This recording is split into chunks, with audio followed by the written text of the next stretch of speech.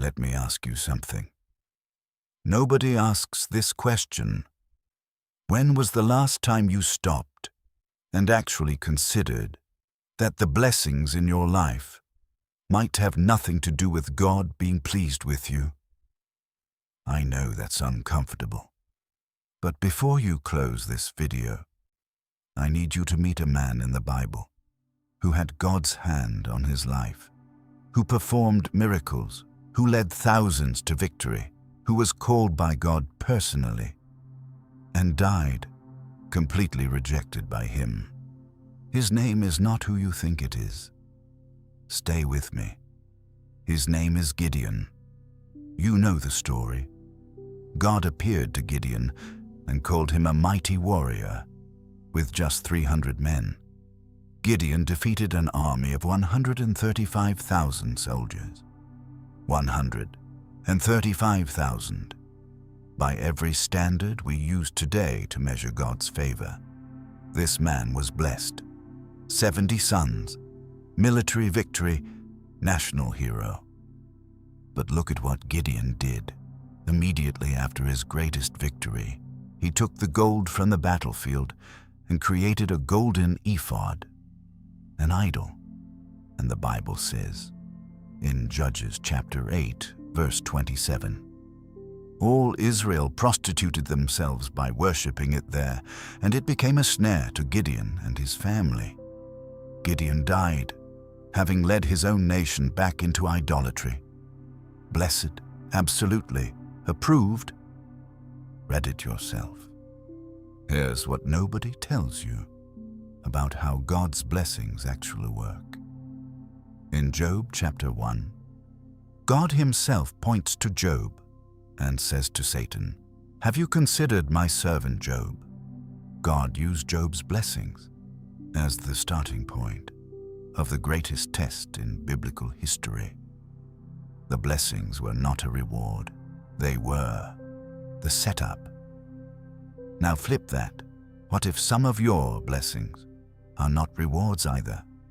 What if God is watching what you do with what he gave you, and the answer is disqualifying you right now? The first way God rejects a blessed person is when you use the blessing as proof that you are right. The Pharisees were the most blessed religious leaders in Israel, respected, wealthy, influential. And Jesus looked at them and said, "You have already received your reward in full." Matthew chapter 6, verse 2. The blessing became the substitute for God's approval, not the sign of it. Ask yourself something honest. Are you using what God gave you to point people to him, or are you using it to validate yourself? The second way is when the blessing makes you so comfortable that you forget who the blessing came from. His name is Uzziah. You probably don't know this name, but the Bible gives him 52 years of reign. 52 years. Military genius. He built towers. He built cisterns. He equipped an entire army. 2 Chronicles chapter 26 says, God blessed everything Uzziah touched. Until one day, Uzziah walked into the temple to burn incense, a job only priests were allowed to do. And in that one moment of pride, God struck him with leprosy. He lived the rest of his life in isolation, cut off from the temple, cut off from his people, cut off from God. The blessing had made him so confident that he forgot who the blessing came from. 2 Chronicles 26 verse 16. After Uzziah became powerful, his pride led to his downfall.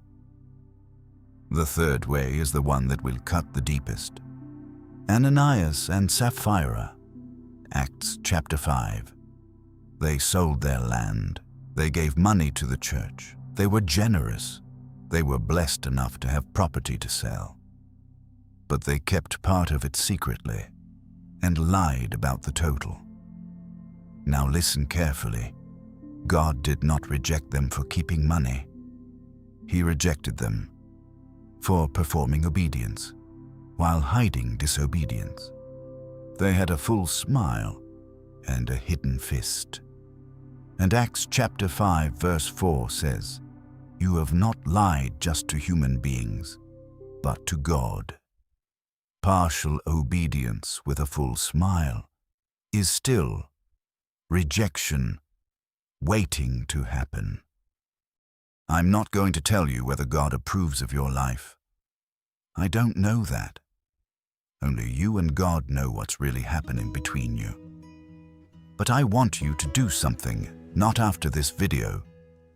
Right now, think about the biggest blessing in your life. Your career, your marriage, your health, your platform, your following. Now ask yourself this one question. If God took that away tomorrow, would you still pursue Him the same way? Because the answer to that question tells you more about your relationship with God than any blessing ever could. David said it in Psalm 63. "You are my God, I seek you, my soul thirsts for you, in a dry and parched land where there is no water, no blessing in sight, no miracle, no open door, just God." That is approval. Gideon was mighty, Uzziah was powerful, Ananias was generous, all of them blessed, none of them fully approved. Don't let your blessings lie to you. Leave a comment below with the one blessing you've been confusing for God's approval. I want to know. And if this message convicted you today, share it with someone who needs to hear it more than they need comfort right now. God bless you.